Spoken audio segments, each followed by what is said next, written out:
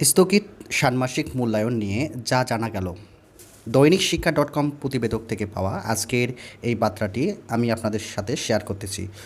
মাধ্যমিকের স্থগিত ষান্মাসিক মূল্যায়ন নিয়ে শীঘ্রই নির্দেশনা আছে, এমনটাই দৈনিক শিক্ষা .comকে জানিয়েছেন জাতীয় শিক্ষাক্রম পাঠ্যপুস্তক বোর্ডের শিক্ষাক্রম এর সদস্য প্রফেসর রফিউল কবির চৌধুরী।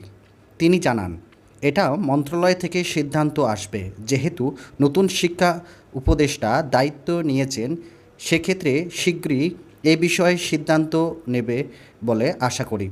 বিষয়টি পলিসির সিদ্ধান্ত, আমার পক্ষে নির্দিষ্ট করে বলা সম্ভব নয়।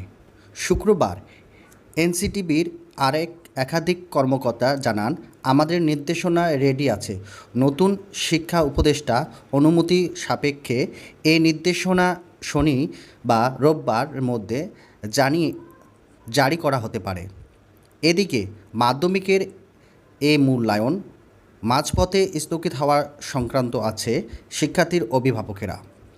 গত ৩ জুলাই হওয়া ষান্মাসিক মূল্যায়নের অংশ নিয়ে ষষ্ঠ থেকে নবম শ্রেণীর ২০,৬৩৬ শিক্ষা প্রতিষ্ঠানের ৫,৫০,০০,০০০-এর বেশি শিক্ষার্থী ৩ আগস্ট এ মূল্যায়নের শেষে হওয়ার কথা ছিল।